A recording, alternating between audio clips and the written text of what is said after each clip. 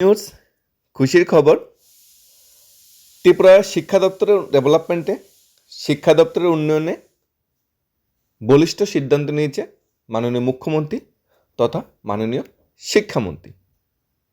খুব শীঘ্রই চাকরি প্রত্যাশী ভাই বোনদের হাতে অফার বন্টন বা অফার তুলে দেওয়ার ব্যবস্থাপনা করছে মাননীয় মুখ্যমন্ত্রী। মাননীয় মুখ্যমন্ত্রী নিজে উপস্থিত থেকে সিলেক্টেড ক্যান্ডিডেটের হাতে অফার অ্যান্ড অ্যাপয়েন্টমেন্ট লেটার তুলে দেবে। যতটুকু সম্ভাবনাময় সামার ভ্যাকেশনের ঠিক পরেই সবার হাতে অফার তুলে দেওয়ার ব্যবস্থাপনা করছে। এর আগে অবশ্যই ভেরিফিকেশন, ডিপার্টমেন্ট ওয়াইজ যে ভেরিফিকেশন সেটা হয়ে যাবে। ডিটেলস আমরা আগে মেরিট লিস্টটা দেখে নিচ্ছি, তারপর অফার, বিলি বন্টন বা অন্যান্য কার্যক্রমগুলো কী আছে সেগুলো জেনে নেব। মেরিট লিস্টটা প্রকাশ হয়েছে ত্রিপুরা শিক্ষা দপ্তরের অধীনে টিচার রিক্রুটমেন্ট বোর্ড দ্বারা পরিচালিত এসটি পিজিটি পরীক্ষার মেরিট লিস্ট প্রকাশিত হয়েছে এবং যতটুক সম্ভাবনাময়, যতটুক বোঝা যাচ্ছে এর মধ্যেই টেট 1 টেট 2 মেরিট লিস্ট প্রকাশ হচ্ছে। এসটিসিটি মেরিট লিস্টে একটু সময় লাগবে। ফার্স্ট মেরিট লিস্ট যেটা টেট 1 টেট 2 প্রকাশ পাচ্ছে। টিআরবিটি নিজের যে রিক্রুটমেন্ট প্রসেসগুলো, যেগুলো টিআরবিটি অধীনে রিক্রুটমেন্ট প্রসেস চলছিল সবগুলি কিন্তু গুছিয়ে নিয়ে এসেছে। এখন কিন্তু টিআরবিটির অধীনে কোনো নতুন পরীক্ষা নেই, নতুন কোনো টেন্টেটিভ অ্যান্সার কি নেই, নতুন কোনো ফাইনাল অ্যান্সার কির ব্যবস্থা নেই, নতুন কোনো রেজাল্টের ব্যবস্থা নেই, সব কিন্তু গুছিয়ে এনেছে। এখন শুধু মেরিট লিস্ট বাকি। আজকে এসটিপিজিটি প্রকাশ হলো, আগামী দিনে টেট 1 টেট 2 এবং এসটিজিটি প্রকাশ হবে, তারপর টিআরবিটির যে সমস্ত দায়িত্ব শেষ। এরপর আমরা আশা রাখবো যে টেট 1 টেট 2 নতুন নোটিফিকেশন। এখানে যে এক্সাম হয়েছিল আউট অফ 150, প্রসেনজিৎ পাল সম্মানিত শিক্ষক আমাদের ত্রিপুরার শিক্ষা দপ্তরের ভবিষ্যৎ প্রজন্মে 146 পেয়েছে, উনি ম্যাথমেটিক্স। সৌরজিৎ সরকার সোশিওলজি সাবজেক্টে উনি সিলেক্টেড হয়েছে, 145 পেয়েছে। চয়ন শর্মা ম্যাথমেটিক্স সাবজেক্টে সিলেক্টেড হয়েছে, 144 পেয়েছে। মান্না ঘোষ ইকোনমিক্স সাবজেক্টে 143 পেয়েছে। রূপক শাহ কম্পিউটার সায়েন্স 142, উনি রুদ্র রয় ম্যাথমেটিক্সে 142। শিবু তেলেঙ্গা 142, উনি সিলেক্টেড হয়েছে সোশিওলজি সাবজেক্টে। নিরুপম নাথ ম্যাথমেটিক্স সাবজেক্টে সিলেক্টেড হয়েছে, উনি 142 পেয়েছে। পূর্ণব্রত সূত্রধর উনি 142 পেয়েছে, ম্যাথমেটিক্স সাবজেক্টে সিলেক্টেড হয়েছে। মেরিট লিস্টটা অনেকটা বড়, সবার নাম আর এখানে পড়া অনেকটা সম্ভব নয়। যেরকম লিটন দাস উনি পেয়েছে 141, উনি কিন্তু ইউআর ক্যাটাগরিতে সিলেক্টেড হয়েছে, এসসি ক্যাটাগরিতে কিন্তু নয়, উনি কিন্তু এসসি। পিলালা দেববর্মা উনি এসটি, উনি কিন্তু কর্পোরেট সাবজেক্টে সিলেক্টেড হয়েছে, উনি কিন্তু ইউআর ভ্যাকেন্সিতে সিলেক্টেড হয়েছে, উনি কিন্তু এসটি ভ্যাকেন্সিতে সিলেক্টেড হয়নি। মেরিট লিস্টটা বা ইউআর এসসি এসটির যে রিজার্ভেশন পলিসির এইভাবে ফলো আপ করা হয়। প্রথমত 51 বা 52% মতো ইউআর ক্যান্ডিডেট যারা আছে তাদের সুযোগ দেওয়া হয়, সেখানে ওমেনরা চলে যাবে, সেখানে ওমেন রিজার্ভেশন বা SC ST reservation flow up করা হবে না, সেখানে ইউআর, সেখানে সমস্ত ক্যাটাগরি ক্যান্ডিডেটরা করে যাবে। এখানে জেনারেল হোক, এসসি হোক, এসটি হোক, ওমেন হোক, সবাই ঢুকে যাবে। তারপর যখন 50 বা 51% রিজার্ভেশন শেষ হবে, ধরে নাও এসটিবিজিটি যদি 1000 পোস্ট খালি থাকে, 500 মতো পোস্ট যখন শেষ হবে, তখন বাকি পোস্টগুলোতে এসসি এসটি এবং ওমেন ক্যাটাগরি যারা ক্যান্ডিডেট আছে তারা রিজার্ভেশন ওয়াইজ চান্স পাবে, আর ইউআর ক্যাটাগরি ক্যান্ডিডেটটা চান্স পাবে না। এখানে দেখতে পারে 39 পোস্ট, যেখানে বিদ্যা রঞ্জন দেববর্মা উনি কিন্তু ইউআর ভ্যাকেন্সিতে সিলেক্টেড হয়েছে, উনি কিন্তু এসটি ক্যাটাগরি ক্যান্ডিডেট। তারপরে আরও এরকম প্রচুর ক্যান্ডিডেট আছে, যেরকম লতা রবীন্দ্র দাস 46, উনি এসসি ক্যাটাগরিতে সিলেক্টেড হয়েছে কম্পিউটার সায়েন্সে, কিন্তু ইউআর ভ্যাকেন্সি কিন্তু উনি নিয়েছে। তারপর প্রসেনজিৎ সরকার 50 নম্বর ভ্যাকেন্সিতে এসসি ক্যাটাগরিতে 136-এ সিলেক্টেড হয়েছে, উনি কিন্তু ইউআর ভ্যাকেন্সি। অর্থাৎ এসসি এসটি যারা ফার্স্ট ক্যাটাগরিতে প্রথম দিকে থাকে তারা সবাই ইউআর ভ্যাকেন্সিতে সবাই সিলেক্টেড হয়ে যায়। এরপরে এসসি এসটির ভ্যাকেন্সি শুরু হয়। ধরো এসসির ভ্যাকেন্সি 100 খানা আছে বা এসটির ভ্যাকেন্সি 100 খানা আছে। প্রথম ইউআরে এসসি এসটি মোটামুটি 50 জন সুযোগ পেয়ে গিয়েছে। ইউআর ভ্যাকেন্সি যখন শেষ হবে তখন এসটি এসটি যে 100 খানা ভ্যাকেন্সি আছে তারা আবার সেই ভ্যাকেন্সিগুলি ফিল আপ করবে। যাই হোক, সবাইকে কংগ্রেস, অভিনন্দন জানাচ্ছি। মানে বহু প্রতীক্ষিত এসটিবিজিটি সর্বশেষ নিয়োগ হয়েছে, আজ 4-5 বছর হয়ে গিয়েছে এসটিবিজিটি শিক্ষক নিয়োগ হচ্ছে না, সব কিছু ঝুলে রয়েছে। এত মানে বড় একটা অপেক্ষা বা এত বড় একটা মানে সংগ্রাম দূর করার পর, সংগ্রাম মানে সময় কাটানোর পর এত বড় একটা যে উপলব্ধি মেরিট লিস্ট, সেটা সত্যি সৌভাগ্যের ব্যাপার। এখন মেরিট লিস্টের উপর নির্ভর করে যারা যারা সিলেক্টেড হয়েছে তাদের তো কংগ্রেস অভিনন্দন জানাচ্ছি। নেক্সট ফার্দার প্রসেস কি,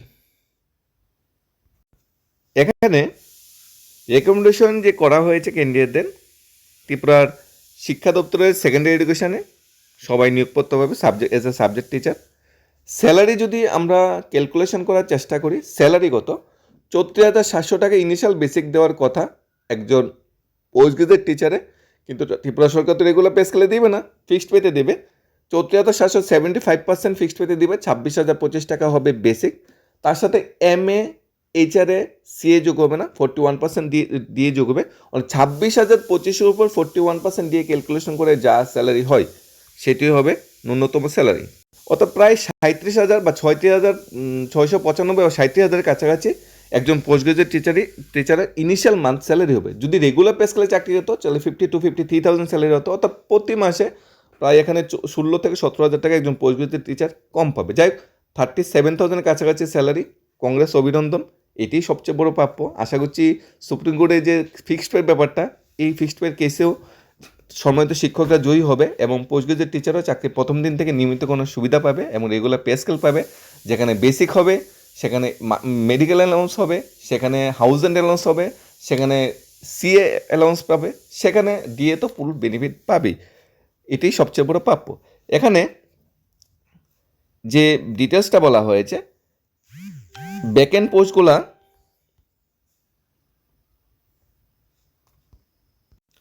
যারা সিলেক্টেড হয়েছে, আবার সর্বশেষ সার্টিফিকেট মার্কশিট ডকুমেন্টেশন যেটি ভেরিফিকেশন সেটা হবে। The board has not also verify the approval recognise status university institute college, সেগুলোও ভেরিফিকেশন হবে। Self registered copy online application along with relevant enclose recommended candidate send herewith for verification. Authenticity marksheet document সেগুলি ভেরিফিকেশনের জন্য university institute college থেকে নেওয়া হবে। Before issuing offer appointment, the required department specially requested to see the if the degree diploma obtained is valid or not. যে ডিপার্টমেন্টে নিয়োগ হবে সেকেন্ডারি এডুকেশন ডিপার্টমেন্ট থেকে সার্টিফিকেট মার্কশিট অন্যান্য ডকুমেন্টগুলো স্কুটিনাইজ করা হবে। স্কুটিনাইজ করার পর যদি সব কিছু ঠিকঠাক থাকে তারপর অফার এবং জয়েনিংয়ের ব্যবস্থাপনা করা হবে। The recommended candidate have not been মেডিকেলিও চেক হয়নি, no inquiry into there is been made from the মানে ইনকোয়ারি বা চেক তাদের শারীরিক সুস্থতার এগুলো এখনও চেক করা হয়নি। এখানে appointment will be subject to fulfilment other condition বলতে এখানে মেডিকেলি ফিটনেস, ডকুমেন্টেশন, ভেরিফিকেশন সেগুলোর উপর নির্ভর করে অফার অ্যান্ড জয়েনিং ব্যবস্থা করা হবে। এখানে অফার এবং জয়েনিংয়ের ব্যবস্থাপনা কে করবে? উত্তর হলো অফার এবং জয়েনিং ব্যবস্থাপনা করবে মাননীয় মুখ্যমন্ত্রী তথা মাননীয় শিক্ষামন্ত্রী। ভ্যাকেন্সি ছিল 1,000+ ভ্যাকেন্সি ছিল, কিন্তু 866 জন এখানে সিলেক্টেড হয়েছে। অর্থাৎ ন্যূনতম যে কাট অফ মার্কস যেটা ছিল 50 বা 45% UR SC/ST ক্যাটাগরিতে, সেই ন্যূনতম কাট অফ মার্কটা যারা ক্লিয়ার করেছে তারা ম্যাক্সিমাম পোস্ট ওয়াইজ চাকরি পেয়ে গিয়েছে, কিন্তু যারা ক্লিয়ার করতে পারেনি ন্যূনতম কাট অফ তারা কিন্তু চাকরিটা পায়নি। অনেকগুলো ভ্যাকেন্সি কিন্তু এখনও খালি পড়ে রয়েছে, প্রায় 150 মতো ভ্যাকেন্সি এখনও খালি পড়ে রয়েছে। আশা করছি ইন ফিউচার যখন STPGT এক্সাম আবার হবে তখন সেই ভ্যাকেন্সিগুলি অ্যাড হয়ে নতুন করে আবার বিজ্ঞাপন আসবে। যারা এখন মানে কিছু নাম্বারের জন্য সিলেক্টেড হতে পারেনি বা যারা কিছু নাম্বারের জন্য আটকে আছো, আশা করছি সেই সমস্ত ক্যান্ডিডেটরাও মানে নেক্সট পুনরায় যখন STPGT পরীক্ষা হবে তখন পুনরায় সুযোগ পাবে এবং তখন নিজের সুযোগটা কাজে লাগাতে পারবে। এখন যে দ্বিতীয় যে কোশ্চেনটা চলে আসছে, TRBT কি আস্তে আস্তে সব গুছিয়ে নিচ্ছে? উত্তরটা হলো হ্যাঁ, TRBT বোর্ড আস্তে আস্তে সব গুছিয়ে নিচ্ছে। তবে STGT ক্যান্ডিডেটরা দাবি করছে তারা 2,000+ ক্যান্ডিডেট সিলেক্টেড পাস করেছে, ন্যূনতম কাট অফ ক্লিয়ার করেছে, সবাইকে একসাথে চাকরি দেওয়ার জন্য। এটা কোনোভাবেই সম্ভব না, কারণ ভ্যাকেন্সি এসেছে 700। আর STGT যে ব্যাপারটা সেটা কিন্তু নাম্বার অফ ভ্যাকেন্সি আগে থেকেই চলে আসে, ভ্যাকেন্সি ওয়াইজই কিন্তু পরীক্ষা হয়, ভ্যাকেন্সি ওয়াইজে কিন্তু যারা প্রথম 700 জন সে তাদের চাকরি দেওয়া হবে। টেট 1 টেট 2 বিষয়টা আলাদা, টেট 1 টেট 2 যারা ন্যূনতম মার্ক কোয়ালিফাই করবে তারা সার্টিফিকেট পাবে, কিন্তু STGT কিন্তু এরকম নয়। ন্যূনতম মার্ক কোয়ালিফাই করলেই চাকরি পাবে এটা কোনো গ্যারান্টি নেই, কোনো সার্টিফিকেট দেওয়া হবে না। প্রথম 700 জন যে মেরিট লিস্টের সুযোগ পাবে তাদেরই চাকরির ব্যবস্থাপনা, তাদেরই সার্টিফিকেট ডকুমেন্টেশন সবগুলো ভেরিফিকেশন করা হবে। তাই এসটিজিটি সবাইকে একসাথে নিয়োগ হবে কি হবে না সে নিয়ে কোশ্চেন মার্কে যে 2022 ক্যান্ডিডেট দাবি সেই দাবি জানিয়ে আসছে, আজকে 2026 4 বছর হয়ে গেছে, সম্ভব নয়, যার জন্য পরে কিছু সঙ্গে বেকার চাকরি হতে সবাই কেস করেছে, যার জন্য এসটিজিটির এখনও আটকে আছে। এখন নতুন করে যদি এসটিজি 2000 জন একসাথে নিয়োগের কথা বলে বা এই বিষয়ে যদি কেস হয়, আবার হয়তো এসটিজিটি বিষয়টা আটকে থাকবে। এটা ভ্যালিড, এটা আইনি রিজন আছে। 700টা ভ্যাকেন্সি হয়েছে, 700টাই শিক্ষা দপ্তর নিয়োগ করবে বা টিআরবিটি রেকমেন্ডেশন করবে, এটা কোনো আইনের উদ্যোগে কিছু করতে হবে না। তবে একটা যে দাবি বেকার চাকরি হচ্ছে ভাই বন্ধু, এটা ঠিক আছে যে ভ্যাকেন্সি আছে, ভ্যাকেন্সি আছে, নিয়োগ করবে না কেন? সেটা তো অনেক কিছু ভ্যাকেন্সি আছে, প্রায় 50,000 ভ্যাকেন্সি আছে, নিয়োগ কি হচ্ছে না? সেটা সবচেয়ে বড় কোশ্চেন, সবচেয়ে বড় স্ট্র্যাটেজি। আর টেট 1 টেট 2 যারা দাবি করছে সেই বিষয়ে মাননীয় টিআরবিটি চেয়ারম্যান তো নির্দিষ্ট কোনো সময়ই বলতে পারছে না, 3 দিনও লাগতে পারে, 3 মাসও লাগতে পারে, নির্দিষ্ট কোনো সময়ই বলতে পারছে না, অপেক্ষার অবসানই ঘটাতে পারছে না।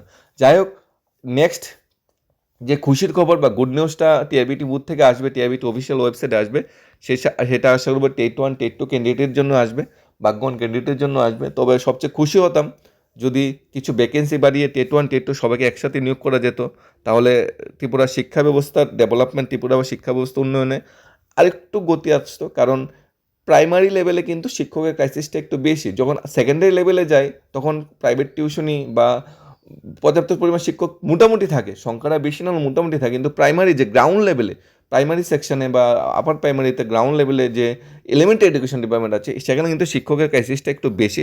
সেখানে যদি নিয়োগ প্রক্রিয়াটা দ্রুত কমপ্লিট করে নতুন অ্যাডভার্টাইজমেন্ট দেওয়া যেত, তাহলে সবচেয়ে বেশি বেনিফিট হতো ত্রিপুরার শিক্ষা ব্যবস্থা। কারণ প্রাথমিক লেভেলে যদি স্টুডেন্টের সংখ্যা বৃদ্ধি পায়, শিক্ষকের সংখ্যা বৃদ্ধি পায়, সেটাই শিক্ষা ব্যবস্থা প্রকৃতপক্ষে উন্নয়ন হবে। কারণ প্রাথমিক লেভেলে যদি স্টুডেন্ট এবং শিক্ষকের সংখ্যা বৃদ্ধি না করা যায়, তাহলে মানে সেকেন্ডারি এডুকেশনে কিন্তু স্টুডেন্ট কিন্তু নতুন থেকে আসবে না। যে সরকারি স্কুলে যে ভর্তি হবে, ক্লাস 1 2তে ভর্তি হবে, 3তে ভর্তি হবে, হঠাৎ কেউ প্রাইভেট স্কুল থেকে সরকারি স্কুলে গিয়ে ক্লাস 10-এ বা 11-এ বা 12-এ গিয়ে ভর্তি কিন্তু হবে না।